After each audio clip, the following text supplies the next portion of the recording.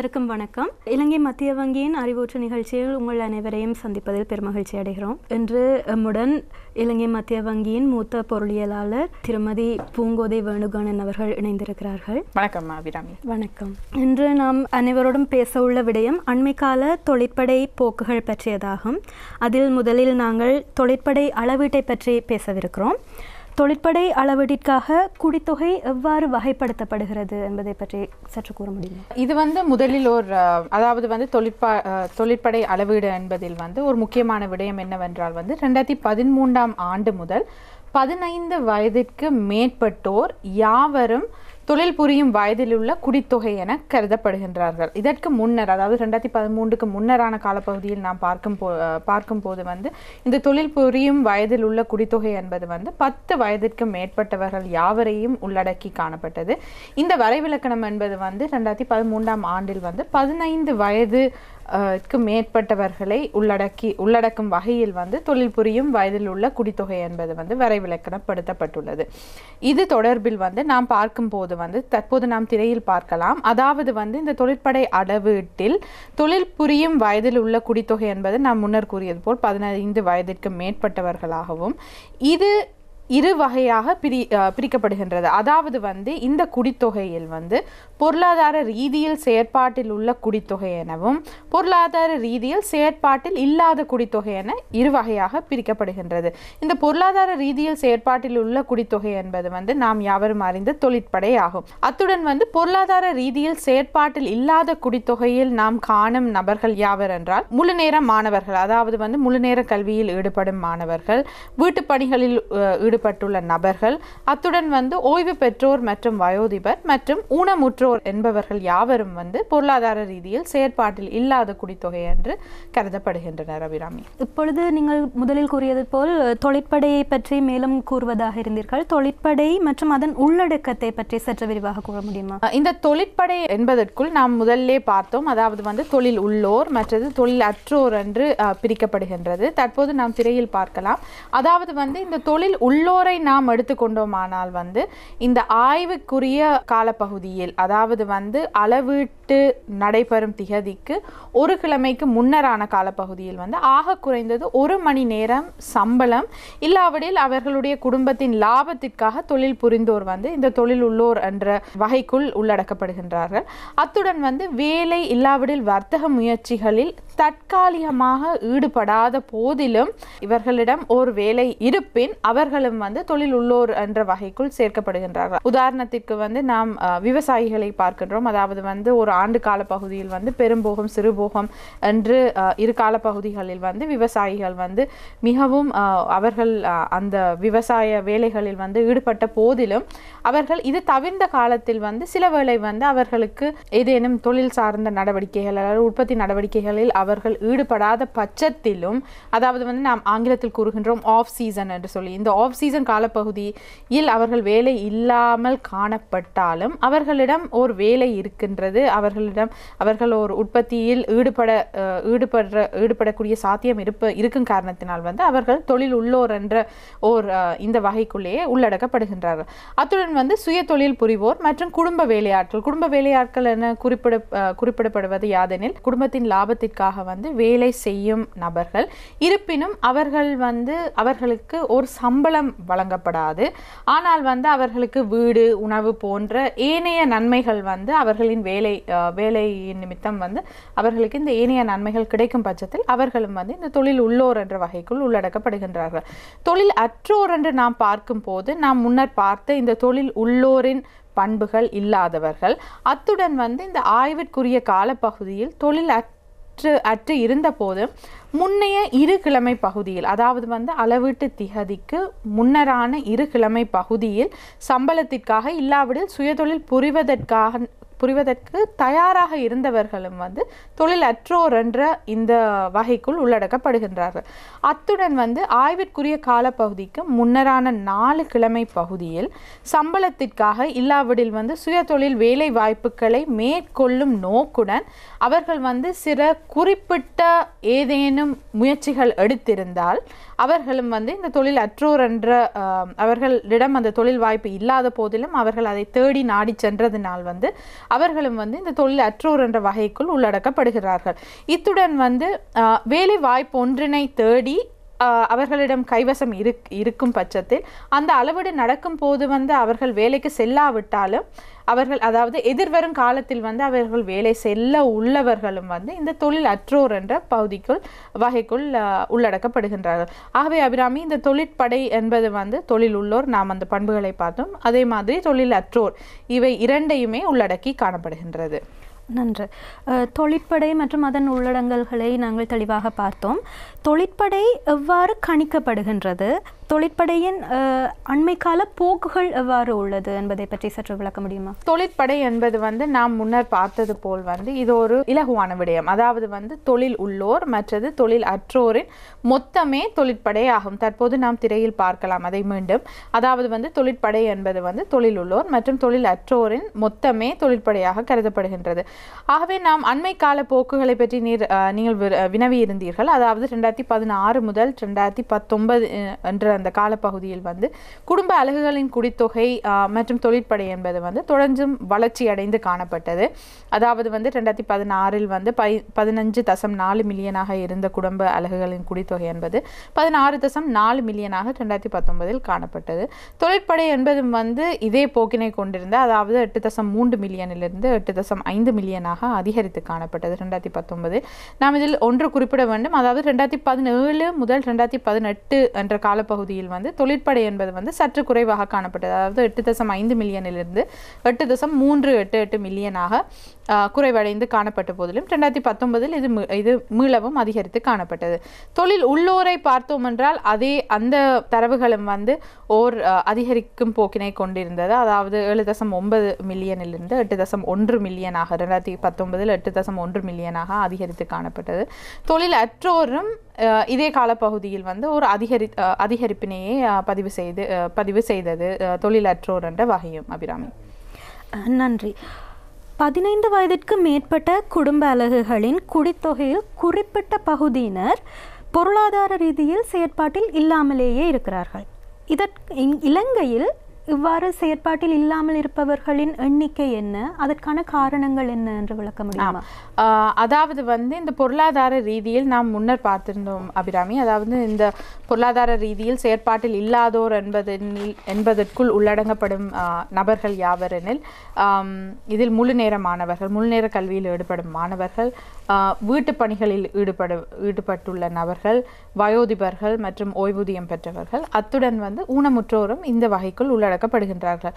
தற்போது நாம் திரையில் பார்க்கலாம் சில தரவுகளை. அதாவது 2016 முதல் 2019 தரவுகளை. இதில் பார்த்தோம் என்றால் வந்து முன்னர் நாம் குடும்ப அலகுகளின் குடித்தொகை என்பதை நாம் முன்னரே பார்த்திருந்தோம். பொருளாதார ரீதியில் செயற்பாட்டில் இல்லாதோரை பார்க்கும் போது இதுவுமே அதிகரித்த போக்கினையே காண்பிக்கின்றது. அதாவது அதிகரித்து செல்லும் போக்கினை. அதாவது 7.1 மில்லியனாக காணப்பட்டது 2016. இது 2019 7.8 மில்லியனாக காணப்படுகின்றது. ஆண்களில் வந்து 1.7 மில்லியனாக 2016 செயற்பாட்டில் இல்லாதோர் 1.7 மில்லியன் ஆண்கள் காணப்பட்ட போதிலும் 2019 இது ஏறத்தாழ 2 மில்லியனாக அதிகரித்ததுடன் பெண்களை பார்த்தோம் என்றால் வந்து 5.3 மில்லியன் பெண்கள் வந்து பொருளாதார ரீதியில் செயற்பாட்டில் இல்லாது இருப்பதுடன் 2019 இதுவும் அதிகரித்து காணப்பட்டது. அதாவது 5.7 மில்லியனாக. வரைபடத்தில் நாம் பார்க்கின்றோம். அதாவது வந்து நீங்கள் வினவியது போல் இந்த பொருளாதார ரீதியில் செயற்படாமல் இருப்பதற்கான காரணம் என்பது 2018க்கான சில தரவுகளை பார்ப்போம். அதாவது வந்து ஆண்களில் நாங்கள் பார்த்தோம் என்றால் 41% செயற்பாட்டில் இல்லாதோர் அதற்கான காரணம் வந்து பெரும்பாலான ஆண்கள் செயற்பாட்டில் இல்லாததற்கான காரணம் வந்து முழு நேர கல்வியில் ஈடுபடுவதனால்.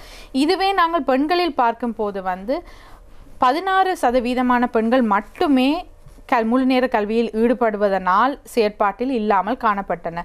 இதே மாறாக நாம் வீட்டு வேலையை எடுத்துக்கொண்டோமானால் வந்து 3% ஆண்கள் மட்டுமே வீட்டு வேலை காரணமாக பொருளாதார ரீதியில் செயற்பாட்டில் இல்லாமல் காணப்பட்டனர். மாறாக பெண்களிடம் பார்த்தோம் என்றால் வந்து வீட்டு வேலை காரணமாக வந்து பொருளாதார ரீதியில் செயற்படாமல் இருப்பதற்கான காரணமாக வீட்டு வேலையை 62% பெண்கள் வீட்டு வேலையை காரணமாக முன்வைத்துள்ளனர்.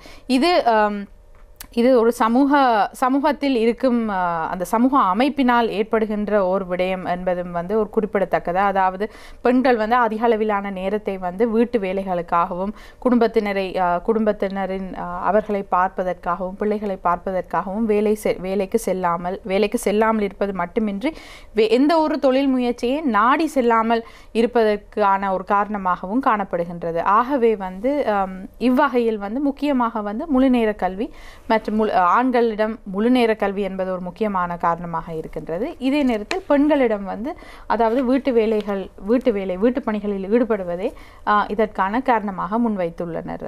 அபிராமி, அடுத்ததாக தொழிற்படையை பற்றிய ஒரு கலந்துரையாடலில் மிகவும் முக்கியமான ஒரு விடயமாக நாங்கள் விவாதிப்பது தொழிற்படை பங்கேற்பு வீதம் என்பதை பற்றியது. தொழிற்படை பங்கேற்பு வீதம் என்றால் என்ன, அதன் பொருளாதார முக்கியத்துவம் என்ன என்பதை பற்றி சற்று விளக்க முடியுமா?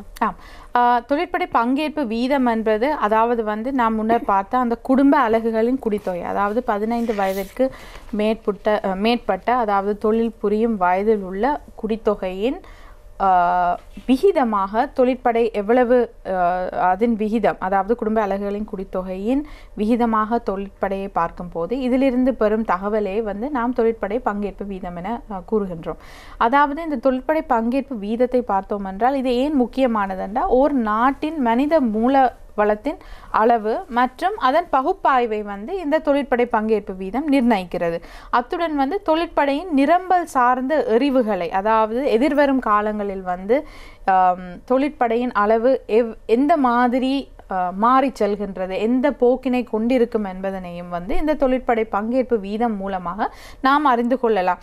இத்துடன் வந்து இந்த வகையில் நாம் அறியும் இந்த தொழிற்படை பங்கேற்பு வீதம் என்பதன் மூலமாக வந்து பல முக்கிய தகவல்களை நாம் பெற்றுக்கொள்ளலாம். அதாவது வந்து அரசிற்கு தேவையான கொள்கை ரீதியான தகவல்களும் கொள்கை ரீதியான சில விடயங்களையும் வந்து இந்த தொழிற்படை பங்கேற்பு வீதம் என்பது வந்து முன்வைக்கின்றது. அதாவது வந்து தொழில்நிலை கொள்கைகள், நாம் ஆங்கிலத்தில் கூறுகின்றோம் எம்ப்ளாய்மெண்ட் பாலிசிஸ், இது சம்பந்தமான தரவுகளை, இது சம்பந்தமான போக்குகளை நாம் இந்த தொழிற்படை பங்கேற்பு வீதத்திலிருந்து தெரிந்து கொள்ளலாம். அத்துடன் வந்து பயிற்சி தேவைப்பாடுகளை நிர்ணயிப்பதற்கு, அதாவது வந்து ஒரு பொருளாதாரத்தில் வந்து கல்வி இந்த தரம், கல்வி இந்த கிடைக்கும் தன்மை, இது போன்ற விடயங்கள் தொழிற்படை மீது எந்த விதமான தாக்கத்தை கொண்டிருந்தது என்பதையும் வந்து நாம் தொழிற்படை பங்கேற்பு வீதத்திலிருந்து தெரிந்து கொள்ளலாம். மற்றும் ஆண்கள் மற்றும் பெண்களின் எதிர்பார்க்கப்படும் தொழில் புரியும் காலம், இவர்கள் தற்போது தொழிற்படையில் உள்ளவர்கள் வந்து இந்த தற்போதைய பங்கேற்பு வீதத்தையும் முன்னரான காலத்தில் காணப்பட்ட பங்கேற்பு வீதம் என்பதையும் குடித்தொகையின் அந்த தரவுகளையும் வைத்து இவை மூன்றையும் வைத்து வந்து எதிர்வரும் காலங்களில் வந்து எவ்வளவு காலத்திற்கு வந்து இந்த தொழிற்படை வந்து எவ்வளவு காலத்திற்கு இப்போ உள்ள தொழிற்படை வந்து தொழில் புரியும் என்பது தொடர்பான சில போக்குகளையும் நாம் இந்த தொழிற்படை பங்கேற்பு வீதம் மூலமாக பெற்றுக்கொள்ளலாம். அத்துடன் வந்து குடித்தொகையில் காணப்படும் வேறு பிரிவினர் வந்து தொழிற்சந்தையில் எவ்வாறு நடந்து கொள்கின்றனர், அதாவது வந்து பின்னர் நாம் பார்ப்போம் சில தரவுகள் வந்து, அதாவது வந்து பால் அடிப்படையிலான தொழிற்படை பங்கேற்பு வீதம், கல்வி தகமை அடிப்படையிலான தொழிற்படை பங்கேற்பு வீதம், இது போன்ற இந்த தொழிற்படை பங்கேற்பு வீதம் வந்து சில வகையினருக்கு நாம் கணிப்பிடும் போது வந்து அது வேலை வாய்ப்புகள் தொடர்பானது. மற்றது வருமானத்திற்கான கேள்வி, இப்போ தொழிற்படையில் பங்கு பெறாமல் இருப்பதற்கு வந்து என்ன காரணங்கள் இருக்கின்றன என்பது தொடர்பான சில அந்த ஆராய்ச்சிகளை மேற்கொள்வதற்கும் வந்து தொழிற்படை பங்கேற்பு வீதம் என்பது வந்து உதவுகிறது. அத்துடன் வந்து சுகாதாரம் மற்றும் நலன், அதாவது இந்த சமூக கட்டமைப்பு சம்பந்தமான விடயங்கள் வந்து அதுக்கும் தொழிற்படையிற்கும் இடையிலான சில தொடர்புகளையும் நாம் பார்த்து கொள்ளலாம். அதாவது வந்து ஆராய்ச்சிகள் சுட்டி காட்டுகின்றன உலகளாவிய ரீதியில் வந்து பெண்கள் அதிக பிள்ளை பெறுவதற்காக நேரம் எடுக்கும், அதாவது அதுக்காக விடுமுறை எடுக்கும் போது வந்து இது தொழிற்படை பங்கேற்பு வீதத்தின் மீது ஒரு விளைவை, ஒரு தாக்கத்தினை ஏற்படுத்துகிறது. அதாவது வந்து அவர்கள் வேலைக்கு செல்லாமல் வேலையில் இருந்து அவர்கள் ராஜினாமா பண்ணினதுக்கு பின்னர் வந்து அவர் பிள்ளை கிடைப்பதனால் ராஜினாமா பண்ணதுக்கு பின்னர் அவர்கள் மீண்டும் வேலை வாய்ப்புகளை தேடி செல்வது கடினமாக இருக்கின்றது, மீண்டும் தொழிற்படைக்குள் சேர்வது கடினமாக இருக்கின்றது. இப்படியான இந்த விடயங்கள், அதாவது வந்து ஒன்றுடன் ஒன்று பின்னிய பல விடயங்கள் வந்து இந்த தொழிற்படை பங்கேற்பு வீதத்தை நாம் பார்க்கும் போது மட்டுமே நாம் இப்படியான சில சமூக சார்ந்த பிரச்சனைகள், சில பொருளாதார சார்ந்த பிரச்சனைகளை வந்து நாம் பார்க்கக்கூடியதாக இருக்கின்றது. அபிராமி, நல்லது. தொழிற்படை பங்கேற்பு வீதம் என்ன என்பதை பற்றி நாங்கள் இவ்வளவு நேரம் பார்த்தோம். தொழிற்படை பங்கேற்பு வீதத்தின் அண்மை கால போக்கு எவ்வாறு உள்ளது என்பதை பற்றி சற்று விளக்கமாக. அதாவது வந்து இந்த தொழிற்படை பங்கேற்பு வீதத்தை நாம் பார்த்தோம் என்றால் வந்து இலங்கையின் மொத்தத்தை நாம் எடுத்துக்கொண்டோமானால் வந்து இது பெரும் அளவிற்கு வந்து ஓர் 50% 55% இந்த எல்லைக்குள்ளேயே காணப்படுகின்றது. இது வந்து பல நாடுகளுடன், எங்களுடைய பிராந்திய நாடுகளுடன் ஒப்பிடுகையில் மிகவும் ஒரு தாழ்ந்த மட்டத்திலேயே காணப்படுகின்றது. இதற்கு பின்னால் நாம் பார்த்தோம் என்றால், அதாவது வந்து ஆண்கள் தொடர்பான தொழிற்படை பங்கேற்பு வீதம் மற்றும் பெண்கள் தொடர்பான தொழிற்படை பங்கேற்பு வீதம் என்பதை தற்போது நாம் திரையில் பார்க்கலாம். அதாவது வந்து ஆண்களின் தொழிற்படை பங்கேற்பு வீதம் என்பது வந்து தொடர்ச்சியாக வந்து ஒரு 65 முதல் 70% எல்லைக்குள் வந்து 2010 வரையிலான காலப்பகுதியில் காணப்பட்ட போதிலும் 2010க்கு பின்னர் வந்து முரண்பாடினால் பாதிக்கப்பட்ட மாகாணங்கள் வந்து மீண்டும் இந்த பிரதானமான பொருளாதாரத்துடன் மீள் இணையும் பொழுது வந்து ஓர் அதிகரிப்பு ஒன்றை பதிவு செய்ததுடன் வந்து 2012க்கு பின்னரான காலத்தில் வந்து இது ஏறத்தாழ ஒரே அளவிலேயே காணப்பட்டது. ஆனால் இத்துடன் ஒப்பிடுகையில் நாம் இந்த ஆண்களின் தொழிற்படை பங்கேற்பு வீதம் இவ்வளவு உயர்வாக காணப்பட்ட போதிலும் இந்த பெண்களின் தொழிற்படை பங்கேற்பு வீதம் என்பது வந்து பெருமளவுக்கு வந்து மாறாமலே காணப்படுகின்றது. வரைபடத்தின்படி நாங்கள் பார்ப்போமேயானால் பெண்களின் தொழிற்படை பங்கேற்பு வீதம் என்பது ஆண்களின் தொழிற்படை பங்கேற்பு வீதத்தோடு பார்க்கும்போது மிகவும் குறைவாகவே காணப்படுகின்றது. அதற்கான காரணங்கள் என்னவாக இருக்கக்கூடும்? நல்ல ஒரு கேள்வி அபிராமி. அதாவது வந்து இந்த தொழிற்படை பெண்களின் தொழிற்படை பங்கேற்பு வீதத்தில் வந்து இப்படியான ஒரு சிக்கல் இருக்கின்றது என்பது வந்து பல கொள்கை வட்டங்களிலும் அரச மட்டங்களிலும் வந்து பேசி வருகின்ற ஒரு விடயமாக காணப்படுகின்றது. அதாவது வந்து இலங்கையை பொறுத்த அளவில் வந்து பெண்களுக்கும் ஆண்களுக்கும் இடையிலான கல்வி தேர்ச்சி என்பதை எடுத்து பார்க்கும் போது வந்து இது ஏறத்தாழ எங்களுடைய பிராந்திய நாடுகளுடன் ஒப்பிடுகையில் வந்து இது ஏறத்தாழ ஒத்த நிலையிலேயே காணப்படுகின்றது, அதாவது சமமாகவே காணப்படுகின்றது.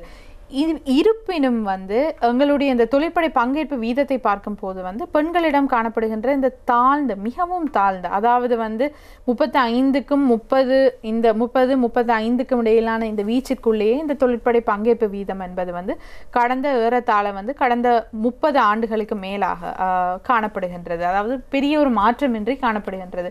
இது ஒரு பெரிய ஒரு பொருளாதார சிக்கலை ஏற்படுத்தக்கூடிய ஒரு விடயம்.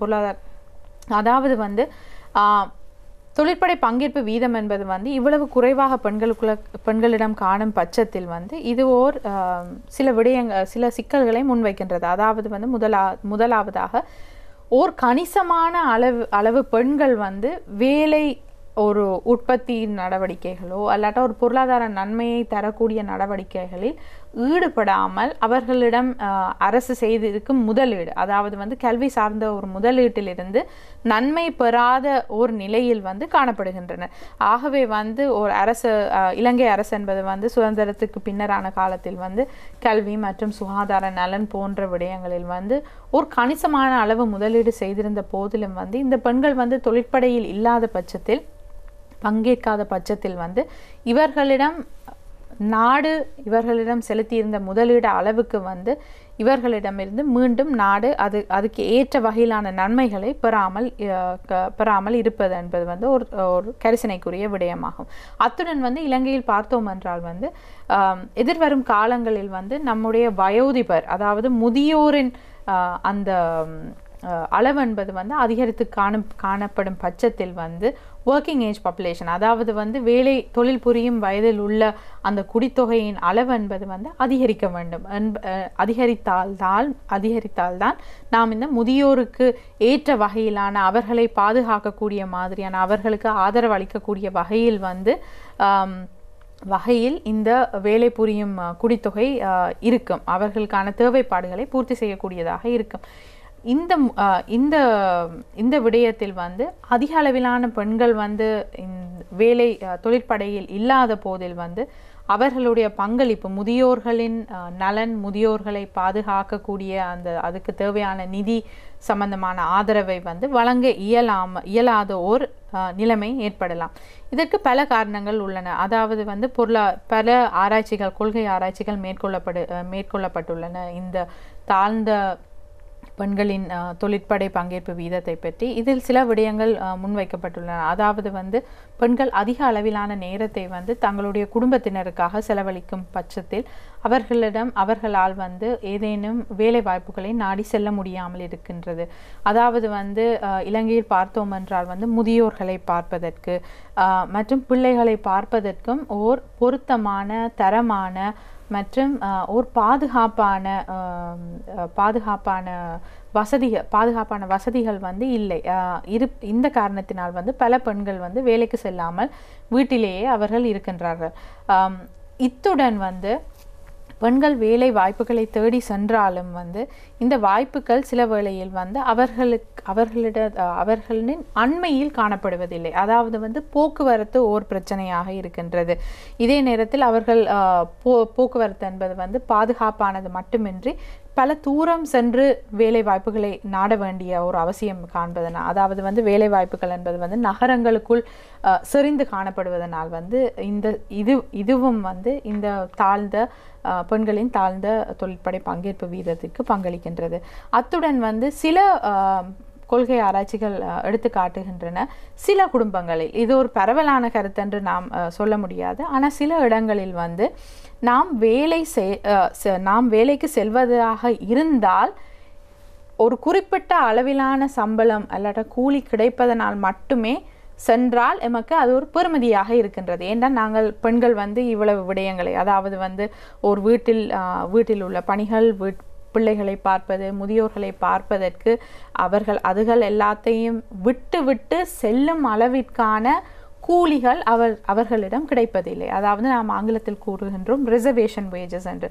அதாவது இதை தியாகம் பண்ணி நாம் ஒரு வேலைக்கு செல்லும் அளவுக்கு பெருமதியான கூலி பெண்களுக்கு சில இடங்களில் வந்து உயர்வாக இருக்கின்றது. ஏனென்றால் அவர்கள் நல்ல கல்வியை பெற்றிருக்கின்றார்கள். அவர்கள் சில நேரம் அவர்களுடைய வீட்டில் வந்து அவர்கள் வேலைக்கு போக வேண்டிய ஒரு நிர்பந்தம் இல்லாத பட்சத்தில் வந்து அவர்களுடைய ரிசர்வேஷன் வேஜஸ் என்பது வந்து உயர்வாக காணப்படுகின்றது. இப்போ இது போன்ற மற்றது இலங்கையை பொறுத்த அளவில் வந்து இன்னொரு விடயத்தை முன்வைக்கின்றார்கள். அதாவது வந்து நெகிழ்ச்சியான வேலை மணித்தியாலங்கள், நெகிழ்ச்சியான வேலை நிலைமைகள் காணப்படுவது இல்லை. அதாவது வந்து உதாரணத்திற்கு வந்து ஒரு அலுவலகத்துக்கு சென்றீர்கள் என்றால் வந்து கண்டிப்பாக 8 மணியிலிருந்து 5 மணி வரைக்குமே வேலை செய்ய வேண்டி இருக்கலாம். இந்த நேரத்தில் வந்து பிள்ளைகளை பாடசாலைக்கு அனுப்ப வேண்டும், பிள்ளைகளை பாடசாலையிலிருந்து மீண்டும் வீட்டிற்கு கொண்டு வர வேண்டும். இப்படியான சிக்கல்கள் இருக்கின்றன. வீட்டிலிருந்து வேலை செய்யும் வாய்ப்புகள் வந்து மிகவும் குறைவாக காணப்படுகின்றன. அப்ப இப்படியான நிகழ்ச்சியற்ற வேலை நிலைமைகளும் வந்து இந்த பெண்களின் தாழ்ந்த தொழிற்படை பங்கேற்பு வீதத்திற்கான காரணங்களாக இப்படி பல காரணங்களை முன்வைக்கின்றார்கள். அபிராமி, தொழிற்படை பங்கேற்பு வீதத்தை பற்றி இவ்வளவு நேரம் நாங்கள் தெளிவாக பார்த்தோம். தொழிற்படை தொடர்பில் மற்றொரு முக்கிய விடயமாக நாங்கள் பேசுவது தொழில் உள்ளோர் விகிதம். அதை பற்றி சற்று விளக்கமாக கூற முடியுமா? தொழில் உள்ளோர் விகிதம் என்பது அபிராமி, அதாவது தொழிற்படையின் விகிதமாக தொழில் உள்ளோரின் அந்த பங்கு என்பதே வந்து தொழில் உள்ளோர் விகிதமாக காணப்படுகின்றது. நாம் தற்போது திரையில் பார்க்கலாம். அதாவது வந்து தொழில் உள்ளோர் விகிதம் என்பது வந்து தொழில் உள்ளோரின் எண்ணிக்கை என்பது வந்து தொடர்ச்சியாக அதிகரித்து காணப்படுகின்றது. அதாவது 2013 முதல் 2019 காலப்பகுதியில் வந்து 7.6 மில்லியனாக இருந்த தொழில் உள்ளோரின் எண்ணிக்கை 2013 2019 வந்து 8.1 அதிகரித்து, ஆனால் தொழில் வாய்ப்பு அதே நேரத்தில் வந்து தொழிற்படையும் அதிகரித்து செல்வதனால் வந்து இந்த தொழில் வாய்ப்பு வீதம், அதாவது வந்து தொழில் உள்ளோரின் விகிதம் என்பது வந்து ஏறத்தாழ ஒரே அளவிலேயே காணப்பட்டது. அபிராமி, நல்லது. நாங்கள் அடுத்ததாக தொழில் நிலையை பற்றி பேசுவோம். 2018 தொழிலுள்ள ஆண்கள் மற்றும் பெண்களுக்கு இடையிலான தொழில் நிலையை பற்றி சற்று விளக்கமாக கூறுவோம். நல்ல ஒரு கேள்வி. அதாவது வந்து இப்போ நாம் பார்த்தோம் அந்த தொழில் உள்ள ஒரு விகிதம் என்பது வந்து இலங்கையில் வந்து ஏறத்தாழ 95% காணப்பட்டது. தொடர்ச்சியாக 2013 முதல் 2019 அந்த காலப்பகுதியில் வந்து பெரிதளவிலான மாற்றமின்றி காணப்பட்டது. இப்போ நாம் இந்த தொழில் நிலையை பார்த்தோம் என்றால், அதாவது அதாவது வந்து ஆண்களுக்கும் பெண்களுக்கும் இடையில முக்கியமான பிரிவுகளாக, அதாவது பங்களிக்கும் குடும்ப தொழிலாளர்கள் யாவரெனில் அதாவது வந்து குடும்பத்தின் லாபத்துக்காக அல்லாட்டா குடும்பத்தின் வருமானத்திற்காக வந்து பங்களிக்கும் வேலையாட்கள். இருப்பினும் அந்த வேலையாட்களுக்கு வந்து பணமாக சம்பளங்களோ கூலிகளோ வழங்கப்படுவதில்லை. அவர்களுக்கு இதற்கு பதிலாக வந்து அவர்களுக்கு வீடு வசதி, உணவு போன்றவை வந்து வழங்கப்படுகின்ற பட்சத்தில் வந்து அவர்கள் பங்களிக்கும் குடும்ப தொழிலாளர்களாக காணப்படுகின்றனர். அடுத்தது வந்து சுய தொழில் புரிவோர், மற்றது தொழில் தருணர்கள், அதாவது வந்து தொழில் முயற்சிகளை நடத்துபவர்கள், அதாவது ஆட்களை வைத்து அவர்களுக்கு தொழில் வேறு ஆட்களுக்கு தொழில் வழங்குபவர்கள் தொழில் தருணர்கள். மற்றது ஊழியர்கள். மற்றது ஒரு மொத்தத்தையும் பார்க்கலாம். தற்போது நாம் திரையில் பார்ப்போம். முதலில் முக்கியமாக நாம் பார்க்க வேண்டியது, மொத்தத்தில் பார்த்தோம் என்றால் வந்து பங்களிக்கும் குடும்ப தொழிலாளர்களை நாம் பார்க்கும் போது வந்து அதிக அளவிலான பங்களிக்கும் குடும்ப தொழிலாளர்களிடம் அதிக அளவிலானவர்கள் பெண்களாக காணப்படுகின்றார்கள். இதற்கான காரணம் வந்து முக்கியமாக பங்களிக்கும் குடும்ப தொழிலாளர்கள் நாம் காணப்படுவது வந்து பொருளாதார துறைகளில் விவசாயத்துறையிலேயே காணப்படுகின்றன.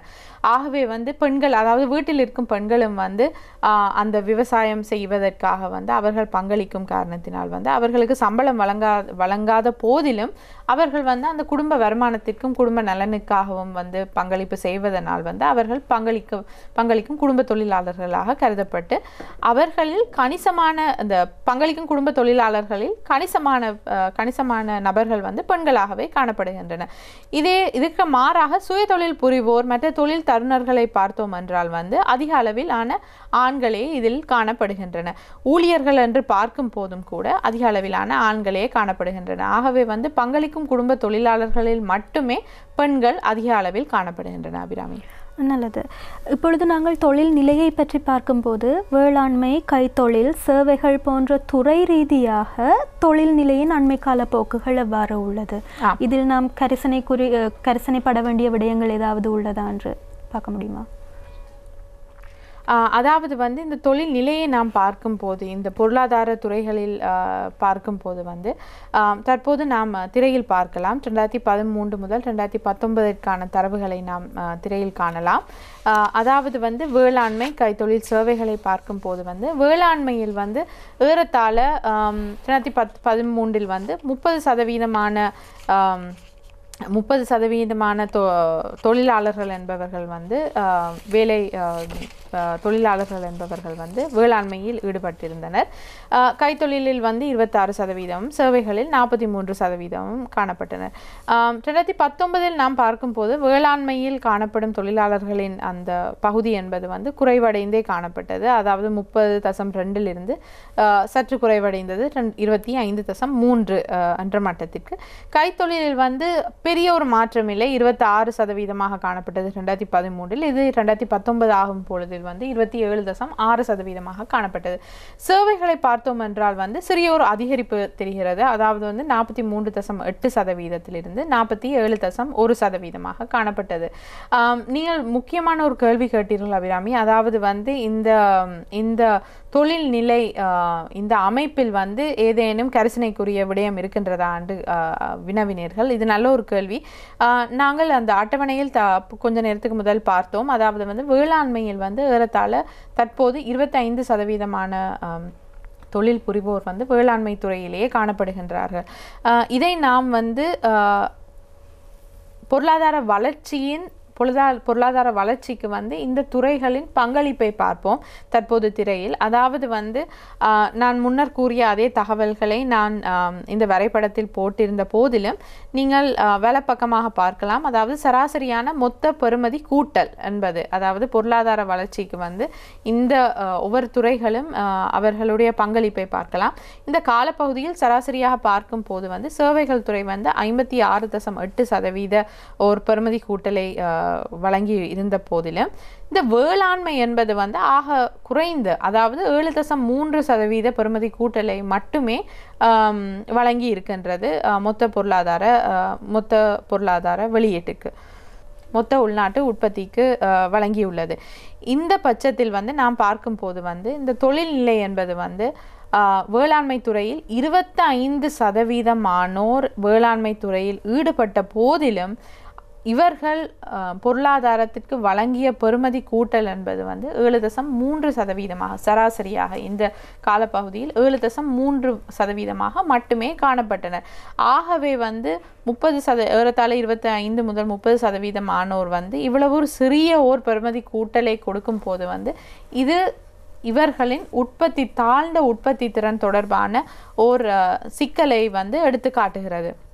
அதாவது வந்து வேளாண்மை துறையில் நாம் யாவருமே அறிந்தது வந்து உற்பத்தி திறன் தொடர்பான பல சிக்கல்கள் வேளாண்மை துறையில் காணப்படுகின்றது. அதாவது வந்து இது ஒரு ஊழிய சரிவு உடைய ஓர் பொருளாதார துறையாக இருப்பதனாலும் இதில் பல தொழில்நுட்பங்கள் பொறிமுறைகள் பெருமளவிற்கு பயன்படாத பட்சத்தில் வந்து இந்த தாழ்ந்த உற்பத்தி திறன் என்பது காணப்படுகின்றது.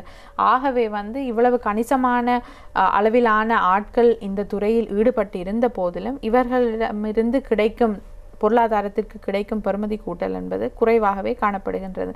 ஆனால் இதற்கு மாறாக வந்து நாம் சேவைகள் துறையை எடுத்து பார்த்தோம் என்றால் இது சற்று வேளாண்மை துறையை விட சற்று அதிகமாக காணப்பட்ட போதிலும், அதாவது வந்து ஏறத்தாழ 43 முதல் 45% மாணவர்கள் வந்து சேவைகள் துறையில் இருந்த போதிலும் அவர்களிடமிருந்து பொருளாதாரத்திற்கு கிடைக்கும் அந்த பெறுமதி கூட்டல் என்பது வந்து 56.8% காணப்படும் போதில் வந்து இது இரண்டுமே வந்து இரு புறங்களாக காணப்படுகின்றது. ஆகவே வந்து இந்த அதிக அளவிலான நபர்கள் வந்து வேளாண்மை துறையில் ஈடுபட்டிருப்பது வந்து ஒரு கரிசனைக்குரிய விடயமாகும். அபிராமி, நாம் அடுத்ததாக குறை தொழில் மட்டத்தை பற்றி பார்ப்போம்.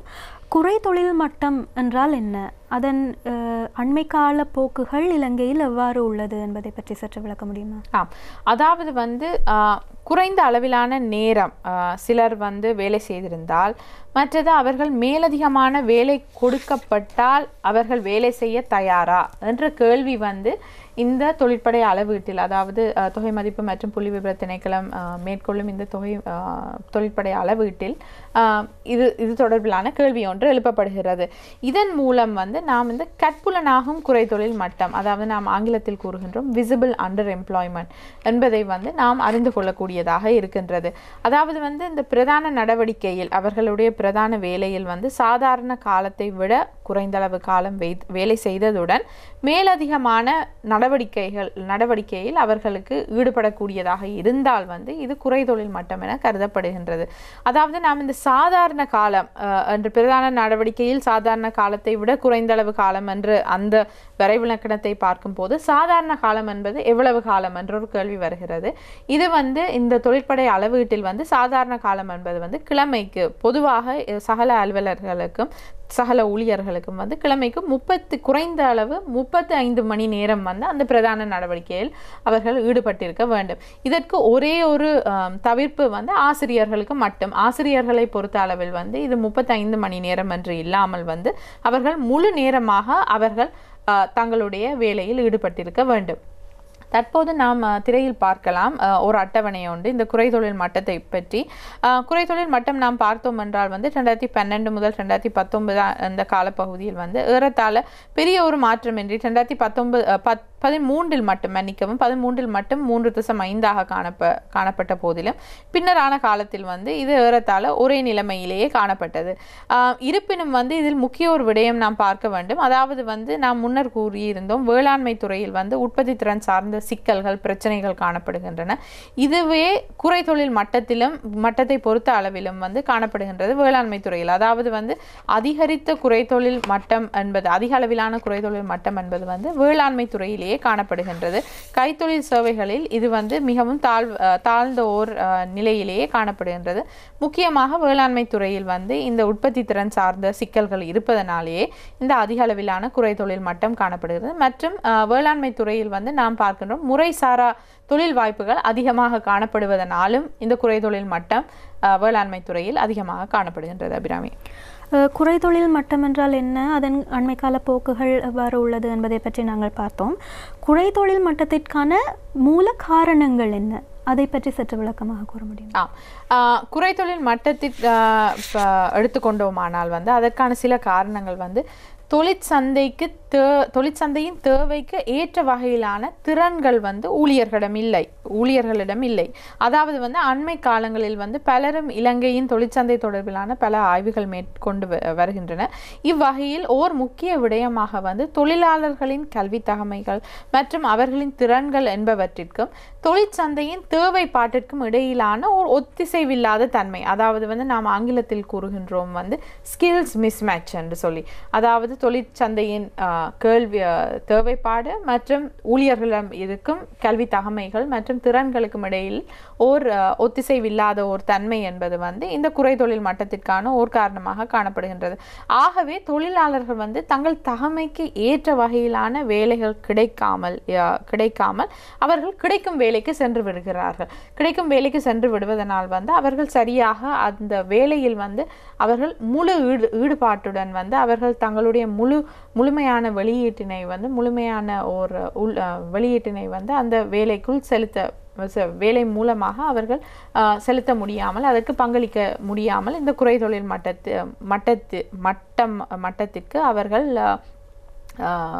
தள்ளப்படுகிறார்கள். அதாவது குறைதொழில் மட்டத்திற்குள் அவர்கள் உள்ளடக்கப்படுகிறார்கள்.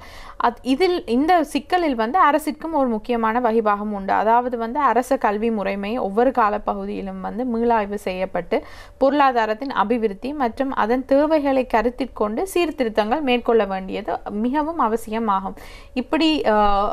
இப்படியான சீர்திருத்தங்களை காலகாலத்திற்கு அரசு மேற்கொண்டு வந்தால் இந்த குறைதொழில் மட்டம் தொடர்பிலான இந்த சிக்கல்களை வந்து நாம் தவிர்த்து கொள்ளலாம். இருப்பினும் வந்து முக்கியமாக நாம் ஒன்றை இதில் சுட்டி காட்ட வேண்டும். அதாவது தற்போதைய அரசாங்கம் என்பது வந்து கல்வி முறைமையை மீளாய்வு செய்ய வேண்டும் என்பதை அங்கீகரித்து அதற்கான பல முன்னெடுப்புகளையும் எடுத்து வருகின்றது.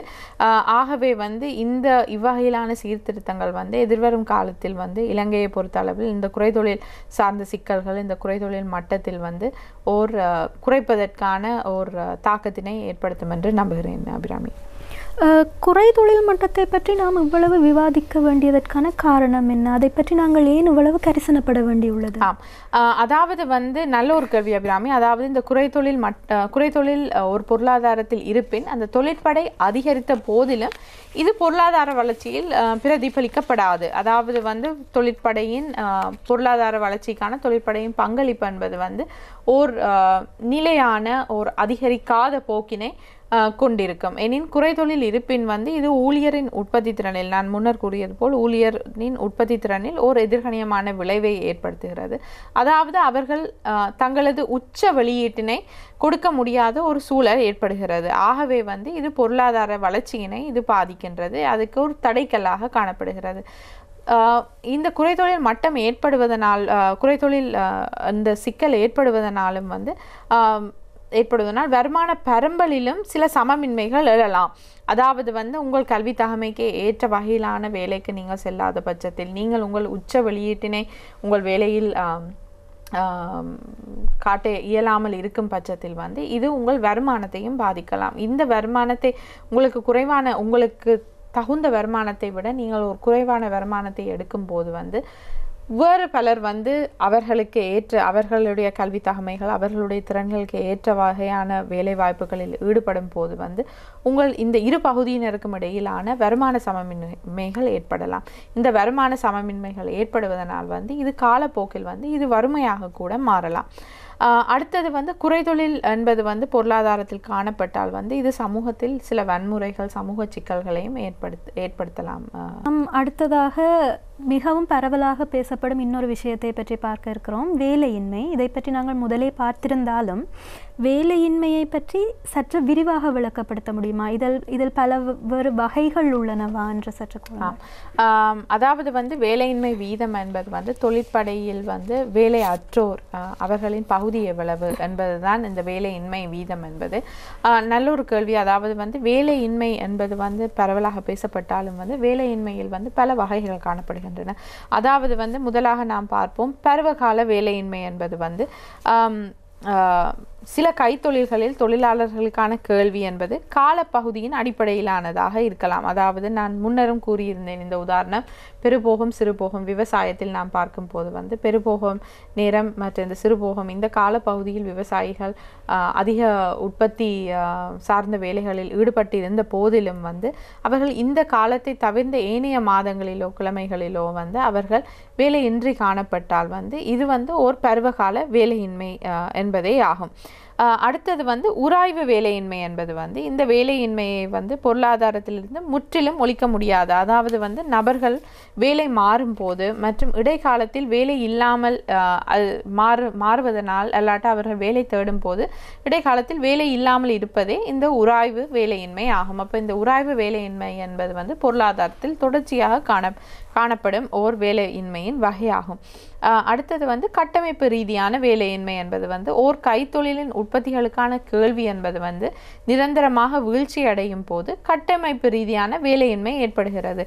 இது பெரும்பாலும் உயர்வடையும் ஊழிய செலவுகளினால் ஊழிய செறிவுடைய கைத்தொழில்கள் என்பது குறைந்த செலவுடைய நாடுகளுக்கு மாறி செல்லும் போது இந்த கட்டமைப்பு ரீதியான வேலையின்மை ஏற்படலாம். அதாவது ஒரு கைத்தொழிலில் ஈடுபடுவோர் அவர்கள் வேலையை இழக்க நேரிடும் போது இந்த கட்டமைப்பு ரீதியான வேலையின்மை ஏற்படலாம். இறுதியாக நாம் பார்க்கும் ஒரு முக்கியமான வகை அதாவது சுழற்சியான வேலையின்மை. இது பொருளாதார சுழற்சியினால் ஏற்படுவது. அதாவது சுழற்சியின் கீழ்ப்பகுதி நாம் ஆங்கிலத்தில் கூறுகின்றோம் பூம் பஸ்ட். இந்த சுழற்சியின் கீழ்ப்பகுதியான இந்த பஸ்ட் பகுதியில் அதாவது சுருக்கம் ஏற்படும் போது கடுமையான வேலையின்மை காணப்படுகிறது. இதுவே சுழற்சியான வேலையின்மை என கூறுகின்றோம் அபிராமி.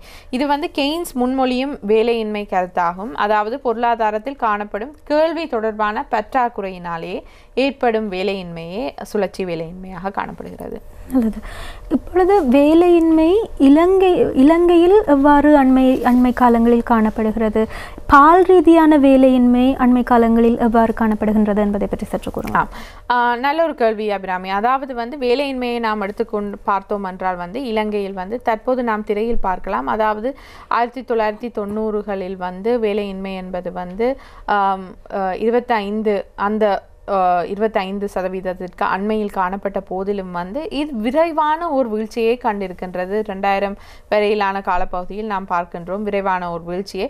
பின்னர் சற்று அதிகரித்த போதிலும் இது தொடர்ச்சியாக வீழ்ச்சி அடைந்து இந்த வேலையின்மை என்பது மொத்தமாக தற்போது 2018இல் 4.4%ஆகவும் 2019இல் 4.8% காணப்படுகின்றது.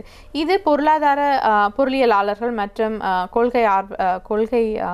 கொள்கை வகுப்பாளர்கள் இது ஓர் இயற்கையான வேலையின்மை வீதம் என கருதுகிறார்கள். அதாவது ஒரு தவிர்க்க முடியாத, நாம் முன்னர் பார்த்திருந்தோம் பல வகையிலான வேலையின்மைகள். அப்போ இவ்வகையிலான மட்டத்தில் இருக்கும் இந்த வேலையின்மை என்பது ஓர் இயற்கையான வேலையின்மை மட்டமாக காணப்படுகின்றது. இருப்பினும் நீங்கள் கேட்டது நல்ல ஒரு கேள்வி. அதாவது ஆண்கள் மற்றும் பெண்களை நாம் எடுத்து பார்க்கும் போது ஆண்களிடம் உள்ள அந்த வேலையின்மை என்பது மிகவும் குறைவாகவே காணப்படுகின்றது. அதாவது தேசிய மட்டத்தை விட தேசிய மட்டம் 2019இல் 4.8% காணும் பட்சத்தில் ஆண்களிடையே உள்ள இந்த வேலையின்மை என்பது 3.3%ஆகவே காணப்படுகின்றது. இருப்பினும் காலமாக நாம் பார்த்து வருகின்றோம் இந்த பெண்களின் வேலையின்மை, பெண்கள் மத்தியில் காணப்படுகின்ற இந்த வேலையின்மை அதிகமாகவே காணப்படுகின்றது. அதாவது 1990களிலேயே இது அதிகமாக காணப்பட்டு இது தொடர்ச்சியாக வீழ்ச்சி அடைந்த போதிலும் தற்போது கூட இது தேசிய மட்டத்தை விட அதிகமாகவே காணப்படுகிறது. அதாவது 2018இல் 7.1%ஆகவும் 2019இல் 7.4%ஆகவும் காணப்படுகிறது. நமக்கிடையே பரவலாக பேசப்படும் அடுத்த ஒரு விடயம், கூடிய கல்வி தகமைகள் உள்ளவர்களிடத்தில்தான் அதிக அளவிலாக வேலையின்மை காணப்படுகின்றது என்பது. இது உண்மையா? நல்ல ஒரு விஷயம் அபிராமி நீங்கள் கேட்டது. இது ஓர் பரவலாக பேசப்படும் கருத்தொன்று. அதாவது கல்வி தகமை அதிகம் உள்ளோருக்கு மத்தியிலேயே இந்த வேலையின்மை அதிகமாக காணப்படுகின்றது என்பது. இது தொடர்பான சில தரவுகளை நாம் பார்த்து தெரிந்து கொள்வோம்.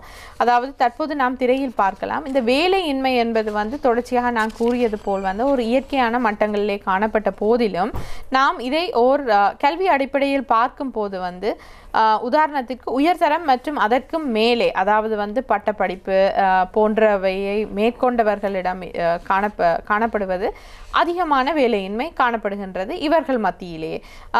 உதாரணத்திற்கு வந்து 2019 வந்து வேலையின்மை என்பது வந்து 4.8% காணப்பட்ட போதிலும் வந்து உயர்தரம் மற்றும் அதற்கு மேலே என்ற பகுதியில் வகையினர் மத்தியில் நாம் காண்கின்ற அந்த வேலையின்மை மட்டம் என்பது வந்து 8.5 காணப்படுகின்றது. ஆகவே வந்து இது மிகவும் அதிகமாகவே காணப்படுகின்றது.